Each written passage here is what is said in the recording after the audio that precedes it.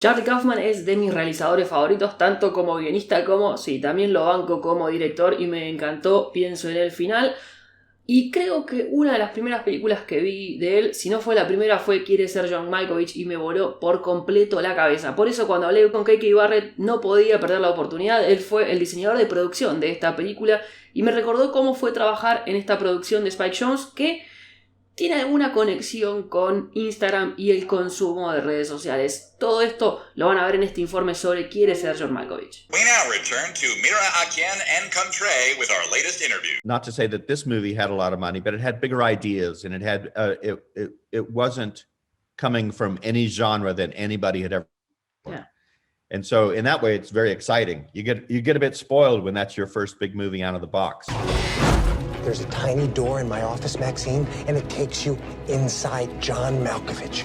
There's no such thing as a hole into somebody's brain. When we built the 7th and a half floor, everybody wanted to come visit and see it, you know? Yeah. That was, again, a Spike and Charlie thing. So they were both around, both present the whole time, and both contributed to the ideas. It was definitely a Charlie script through Spike's lens, which it was more of his visual sensibility. You know, we didn't get to find out what Charlie's pure sensibility was till later, when he started directing his own films. What is going on? Huh? I discovered that portal. It's my head! How much did he, like, John Malkovich gave you input about how his mind worked? He thought it was, and this is coming from Spike telling me this. He thought it was very funny. He called it John Horatio Malkovich, which is not his real middle name. And he thought that it was funny. It was almost like Charlie had been stalking him, because some of the things were very close to home and real. But he said, like, oh, it's really not me. But I understand the concept, especially now in this Instagram and you know, this media world, this accessible, shareable media world that we live in now, which didn't exist then. John imagined how someone would envision how he lived, you know, how you think of a celebrity. You don't think of a celebrity as a regular person. No. You think of it's like I was talking about the song and different people interpreting it.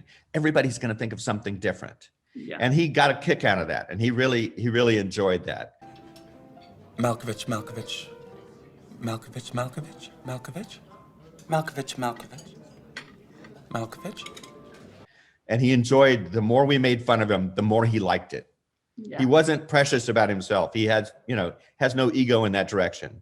Yeah. He thought it was quite fun when we, you know, threw a beer can at his head and hit him and stuff like that, or the fantasies that Charlie wrote of when we're going through Malkovich's mind, you know, and he's sniffing panties or peeing his pants on a school bus. He just thought that all that stuff was hilarious. So he's a really good sport. Thank you.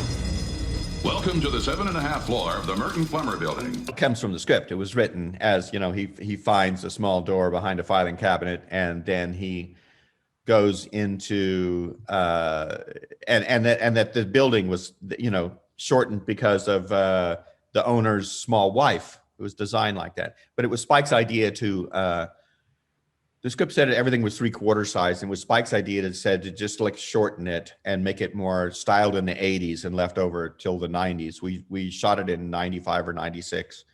And so it was his idea that it was kind of like an older building, but it'd been remodeled poorly in the 80s, and hence the look of the elevators and things like that. And you know, it's like all these things. You just kind of like bat around ideas and you toss out ideas.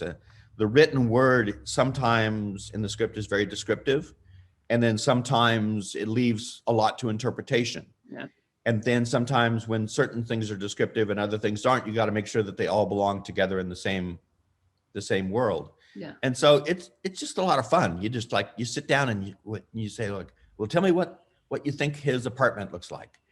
And Spike had remembered an apartment of a friend in New York City that was like, you know, what in New York you call a garden apartment, which is the one below the street level. You know, rather than going up the stairs to what the parlor level is, the first floor, and that's usually the ground floor, there's always a little apartment down below. Yeah. And he thought that was perfect because the apartment, he starts in a place with a low ceiling and then gets a job in it, and he's doing it, you know, not having a good life, and his wife is nagging him. Then he goes to a place with an even lower ceiling. So it just keeps going down, down, down. So he's in a low ceiling, but on the 7.5 floor, but then he falls down to the sky. But then he goes underground and then falls down to the sky. So it's very surreal. Yeah, but I think every Charlie Kaufman movie or script is surreal. So that's like his condiment. Malkovich! Being John Malkovich. Hey, Malkovich, think fast.